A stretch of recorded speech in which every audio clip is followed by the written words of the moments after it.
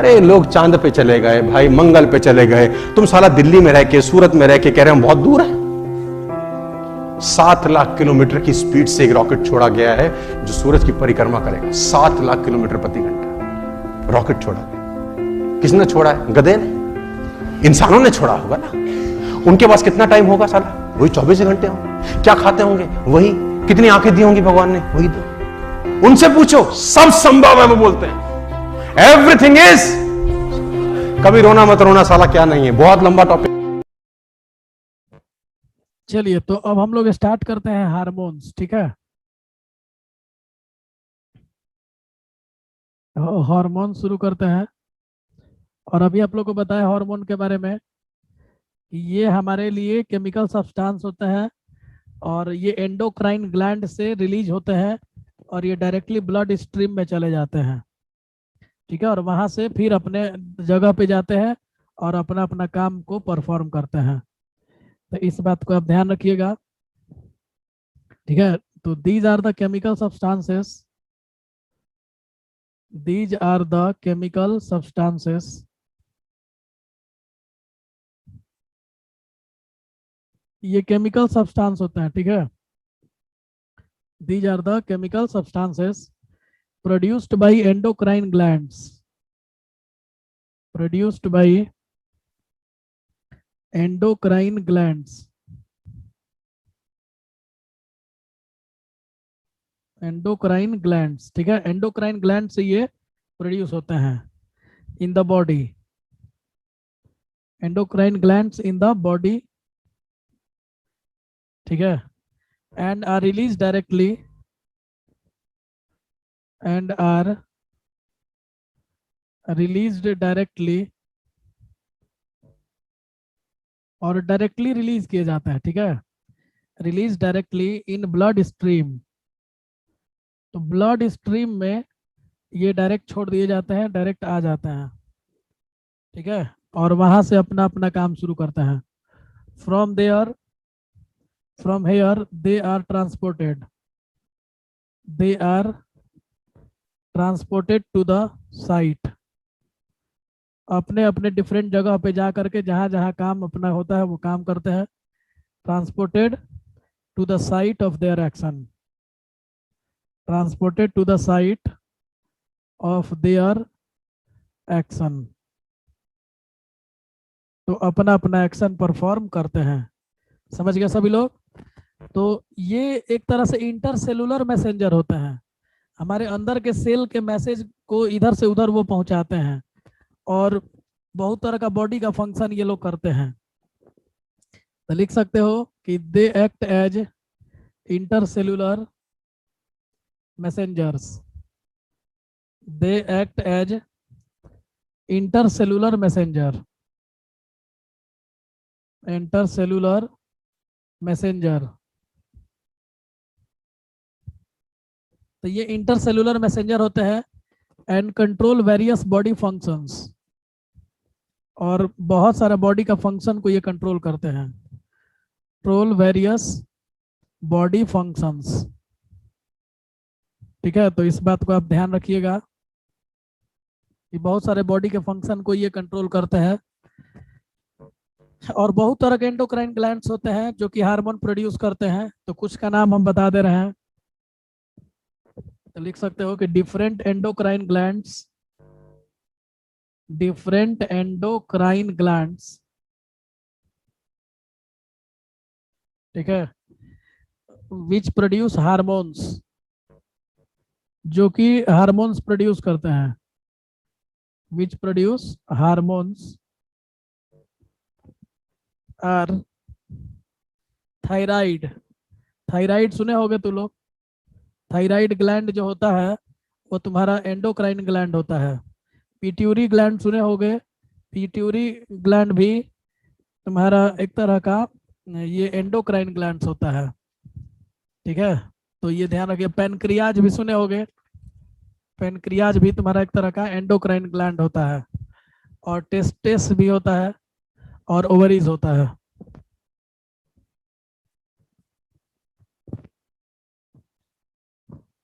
तो यहाँ पे हम इसको भी लिख देते हैं, पेंक्रियाज और इसके बाद testis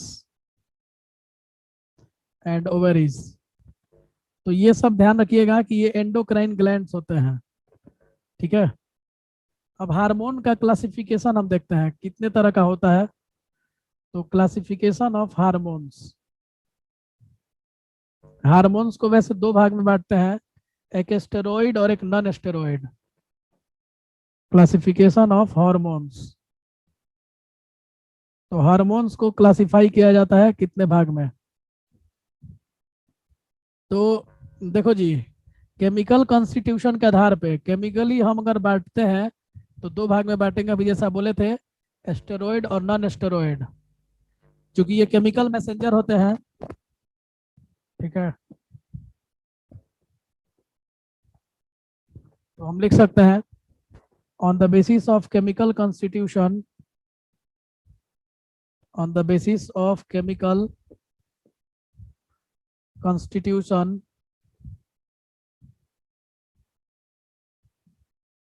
the hormones are mainly divided, the hormones are mainly divided, कितने भाग में डिवाइडेड होता है, divided into two categories, into two categories, पहला स्टेरॉइड हार्मोन्स और दूसरा नॉन स्टेरॉइड हार्मोन्स। स्टेरॉइड, चलो अगले पेज पे बता देते हैं, स्टेरॉइड हार्मोन और दूसरा होता है non steroid hormone.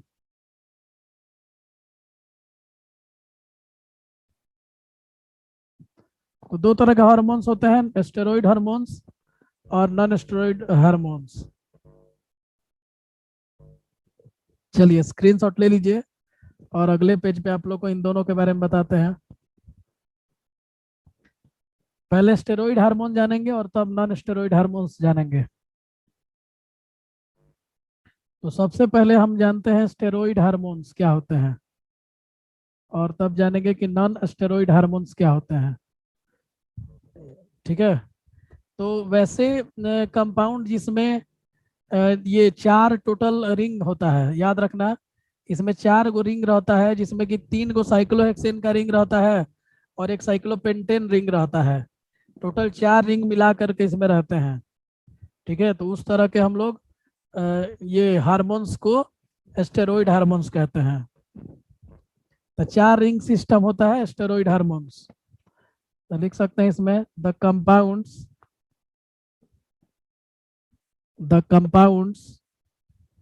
Which are,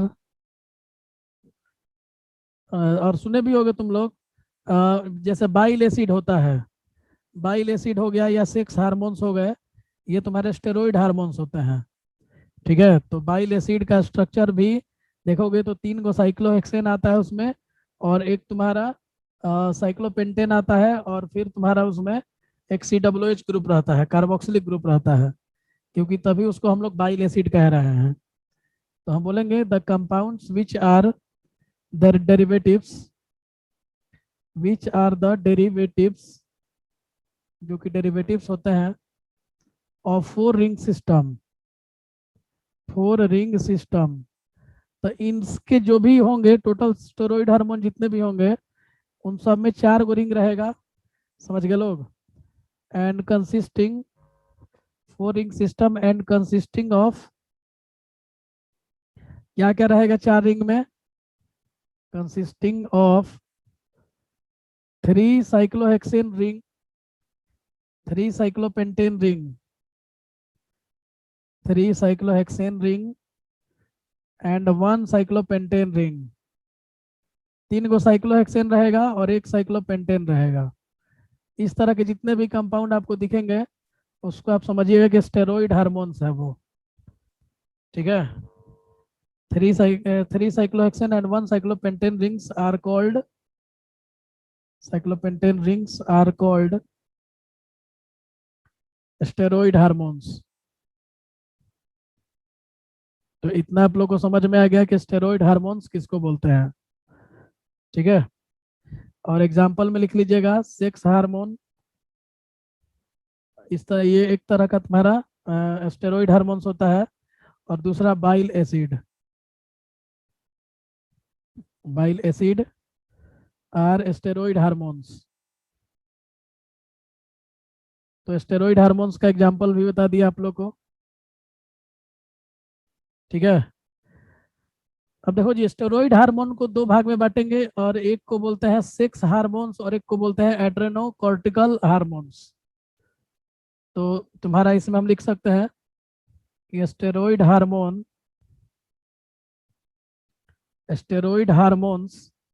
can be further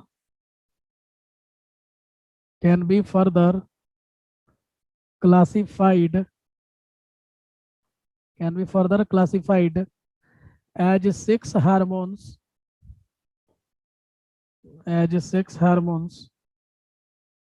and adrenocortical hormones. तो दो तरह के हार्मोन्स हम लोग यहाँ पे देखते हैं, ठीक है। एक होता है सेक्स हार्मोन्स और एक होता है एड्रेनोकॉर्टिकल हार्मोन्स। बाइल एसिड नाम होता है, बाइल एसिड नाम है कंपाउंड का, और वो स्टेरॉइड हार्मोन्स होता है। तो चलिए हम लोग देखते हैं सबसे पहले सेक्स हार्मोन क्या होता है, और उसके बाद से हम लोग देखेंगे एड्रेनोकॉर्टिकल हार्मोन्स। तो सेक्स हार्मोन्स में क्या होता है कि ये मेनली तीन तरह के होते हैं। एक मेल सेक्स हार्मोन होता है जिसको कि हम एंड्रोजन कहते हैं, एक फीमेल सेक्स हार्मोन होता है जिसको एस्ट्रोजन कहते हैं, और एक प्रेगनेंसी हार्मोन होता है जिसको प्रोजेस्ट्रोन कहते हैं, ठीक है। तो तीन तरह का सेक्स हार्मोन होता है, इस बात को भी हम लिख देते हैं। तो सेक्स हार्मोन्स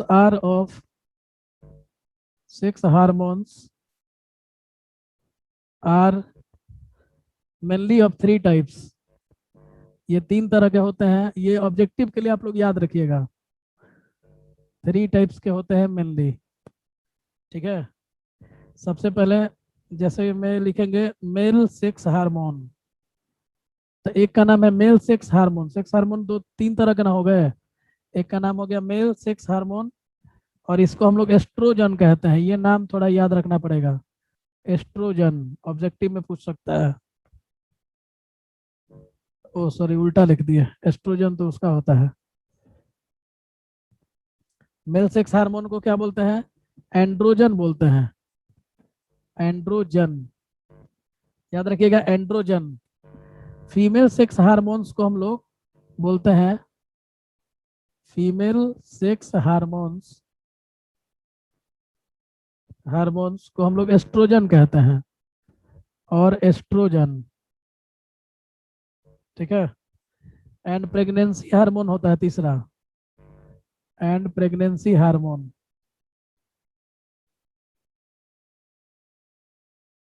प्रेगनेंसी हार्मोन्स, ठीक है, जिसको हम लोग प्रोजेस्ट्रॉन कहते हैं। ये तीनों नाम याद रखिएगा, जो एस्ट्रोजन है, प्रोजेस्ट्रॉन है, ठीक है, ये सब नाम ही ऑब्जेक्टिव में पूछता है।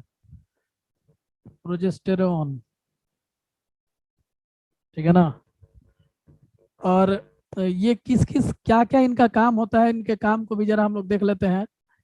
तो जो फीमेल सेक्स हार्मोन होता है वो हमारा ये शरीर में बहुत सारा चीज के लिए रिस्पॉन्सिबल होता है, जैसे मेंस्ट्रुअल साइकिल है, ठीक है, या यूट्रस बनाने में भी वो काम करता है, यूट्रस भी बनाता है, और फर्टिलाइज्ड एग में भी उसका इस्तेमाल होता है, वो फर्टिलाइज एग को भी बनाने में काफी भूमिका निभाता है। तो उसको हम लिख दे रहे हैं यहाँ पे, क्या इसका काम है। तो फीमेल सेक्स हार्मोन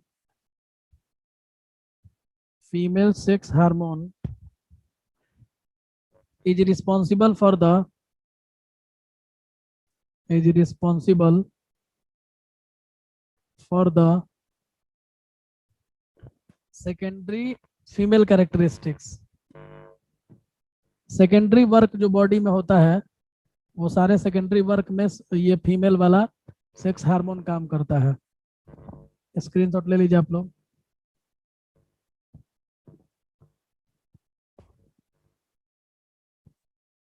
चलिए, हम कुछ नाम बताए हैं, ठीक है ना। मेनली ये 3 टाइप का ही माना जाता है सेक्स हार्मोन, और भी हो सकता है, ये हम नहीं कह रहे हैं, हम इसीलिए मेनली लिखे हैं। पूरा बायोलॉजी थोड़ी हमको आता है। चलो जी, तो for the secondary female characteristics, female characteristics, तो सेकेंडरी वर्क जितने भी हैं उसके लिए ये तुम्हारा फीमेल सेक्स हार्मोन काम करता है। And participate in the control of, and participates in the control of menstrual cycle, menstrual cycle, menstrual cycle, ठीक है। प्रोजेस्ट्रॉन जो होता है, प्रोजेस्ट्रॉन, प्रोजेस्ट्रॉन इज रिस्पॉन्सिबल, ये हार्मोन किस लिए रिस्पॉन्सिबल होता है? Responsible for preparing the uterus, uterus को बनाने में, ये प्रिपेयर करने में ये रिस्पॉन्सिबल होता है, ठीक है। यूट्रस, फॉर द, यूट्रस को क्यों ये तैयार करता है? For the implementation of, for the implementation, implantation कहते हैं इसको, implantation, implantation of fertilized egg. तो एग को फर्टिलाइज करने के लिए वो तैयार करता है फर्टिलाइज्ड एग, ठीक है। तो यूट्रस तैयार करता है और उसमें इम्प्लांटेशन करता है फर्टिलाइज्ड एग को, तो ये सारा प्रोजेस्ट्रॉन करता है। चलिए, तो अब हम लोग आगे देखते हैं एड्रेनोकॉर्टिकल हार्मोन्स। दूसरे टाइप का जो हार्मोन हम लोग देखे थे, एड्रेनोकॉर्टिकल, एड्रेनोकॉर्टिकल हार्मोन्स।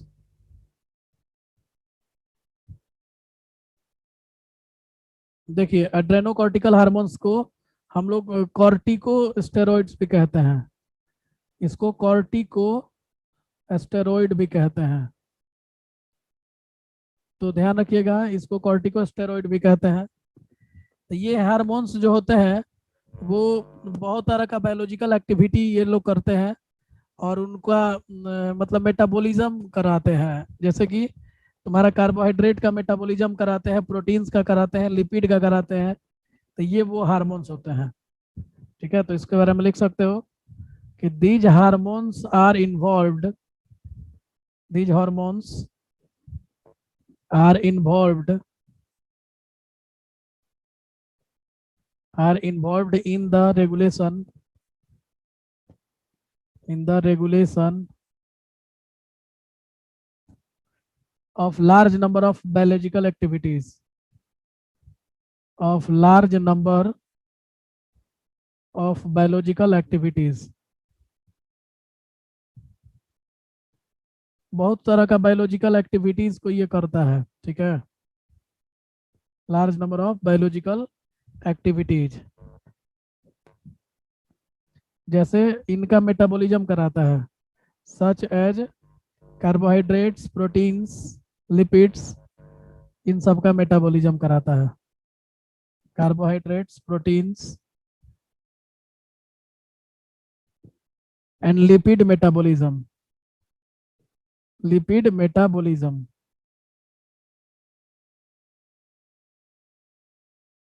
चलो, तो इस तरह से ध्यान रखना, ये एड्रेनोकॉर्टिकल हार्मोन्स होता है।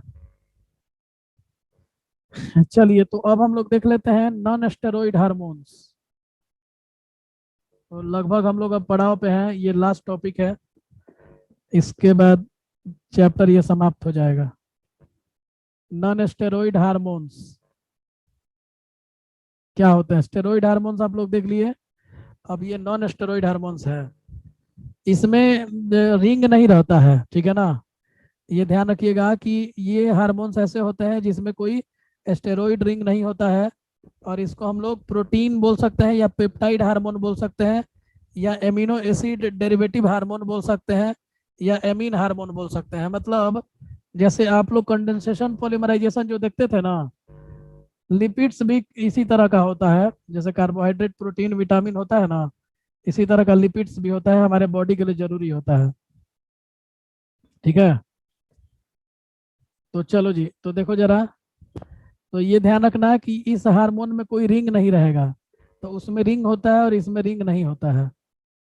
तो these hormones do not contain steroid ring, जबकि उसमें चार चार गो रिंग होता है और इसमें कोई भी रिंग नहीं रहता है। Do not contain steroid ring, ठीक है। They are further classified as, इनको कई तरह से बांट सकते हैं।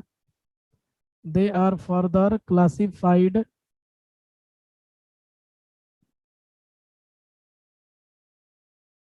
इनको हम और कई भाग में क्लासिफाई करते हैं। They are further classified as, देखो जी, प्रोटीन, प्रोटीन हार्मोन बोल सकते हैं, या फिर इसको पेप्टाइड हार्मोन बोल सकते हैं। पेप्टाइड हार्मोन नॉर्मल समझ रहे हो कि प्रोटीन की तरह हो गया पेप्टाइड हार्मोन्स, या फिर एमिनो एसिड, एमिनो एसिड भी तो प्रोटीन ही होता है ना, एमिनो एसिड का पॉलीमर प्रोटीन होता है। तो एमिनो एसिड डेरिवेटिव उसका भी ले लेंगे, तो ये भी हार्मोन नॉन स्टेरॉइड होगा। और एमीन हार्मोन्स, ये सब तुम्हारे नॉन स्टेरॉइड हार्मोन्स हो गए, और एमीन हार्मोन्स, ठीक है। अब देखिए, जैसे इसका एग्जांपल है इंसुलिन, स्क्रीनशॉट ले लो पहले। इसका एग्जांपल है इंसुलिन, ठीक है, जो कि पैनक्रियाज के द्वारा सिक्रेट होता है। इसका फंक्शन क्या है? ये ब्लड शुगर को लोअर करता है, शुगर लेवल को लोअर कर देता है। और क्या करता है, ये ग्लूकोज को ग्लाइकोजन में बदल देता है। तो ग्लूकोज को ग्लाइकोजन में बदल करके हमारे शरीर में शुगर की मात्रा को घटा देता है, ठीक है। तो चलिए इसको लिख देते हैं। इसका एग्जाम्पल लिख रहे हैं, तो an example of this type of hormone, this type of hormone, इस तरह के हार्मोन का क्या एग्जाम्पल है? This type of hormone is insulin. Insulin एक तरह का नॉन स्टेरॉइड हार्मोन्स है, ठीक है, सिक्रेटेड बाई पैनक्रियाज। तो पैनक्रियाज के द्वारा ये सिक्रेट होता है, ये वहां से निकलता है, सिक्रेटेड बाई पैनक्रियाज। और इसका फंक्शन क्या होता है? Its function is to lower the, is to lower the blood sugar, blood sugar को ये कम करता है, ठीक है। Level sugar level, blood sugar level को ये डाउन कर देता है by increasing, by increasing the rate of, by increasing the rate of conversion of, rate of conversion of glucose into glycogen। तो ग्लूकोज को ये ग्लाइकोजन में बदल देता है, ग्लूकोज इंटू ग्लाइकोजन, ठीक है। तो इस बात को ध्यान रखिएगा, ब्लड में शुगर लेवल को ये काफी कम कर देता है। चलिए, तो लास्ट दो गो पॉइंट है वो लोग लिख देते हैं और काम खत्म करते हैं। फंक्शन ऑफ हार्मोन्स, हार्मोन्स के क्या फंक्शन होते हैं, क्या काम करता है ये, ठीक है। और ये हार्मोन्स हमारे बॉडी में क्या करता है, बैलेंस करके रखता है बायोलॉजिकल एक्टिविटी को। तो जितने भी शरीर में हमारे बायोलॉजिकल एक्टिविटी होती है उन सबको ये कंट्रोल में रखता है, बैलेंस करके रखता है। They help to maintain, they help to maintain the balance of maintain the balance of biological activities in the body, biological activities in the body। तो ये हमारे शरीर में बायोलॉजिकल एक्टिविटी को मेंटेन रखता है, ठीक है। और दूसरा पॉइंट है ग्रोथ हार्मोन और सेक्स हार्मोन। ग्रोथ हार्मोन होता है हमारे शरीर में और एक तुम्हारा सेक्स हार्मोन होता है, growth hormone and sex hormone. और ये दोनों काफी इंपॉर्टेंट रोल प्ले करते हैं।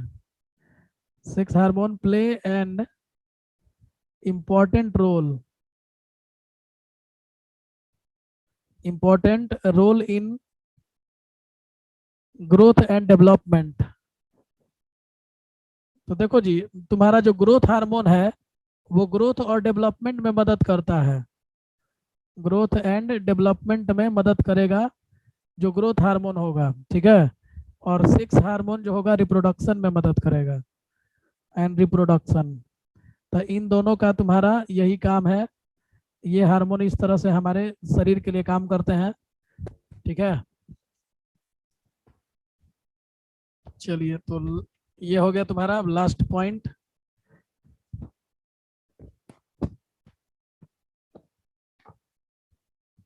और लास्ट पॉइंट है, देखिए तीसरा पॉइंट, लास्ट पॉइंट है ये। सेक्स हार्मोन्स जो होते हैं वो रिस्पॉन्सिबल होते हैं सेक्सुअल कैरेक्टर्स को डेवलप करने में। तो याद रखिएगा कि sex hormones are also responsible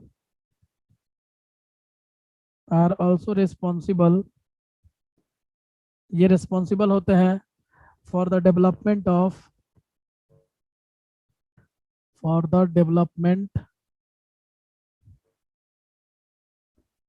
of secondary sexual characters, secondary sexual characters. तो सेक्सुअल कैरेक्टर्स को ये डेवलप करता है, ठीक है। तो ये ध्यान रखिएगा, ये हमारे हार्मोन्स के फंक्शन हो गए। तो इस तरह से हमारा ये चैप्टर समाप्त होता है। चलो बच्चा, अभिजीत जो है वो ध्यान दो, ये चीज हम बताए हुए हैं, आप इसके लिए लेक्चर देखिए। वहाँ पे बताया गया कि विटामिन सी को हम स्टोर क्यों नहीं करते हैं, क्योंकि वो हमारे शरीर से लगातार निकलते रहता है बाहर, ठीक है। वो शरीर से पानी के रूप में, पानी के साथ बार बार बाहर निकलते रहता है, इसीलिए उसको हम लोग हमेशा भोजन में लेते रहेंगे, वह कभी स्टोर नहीं किया जा सकता है।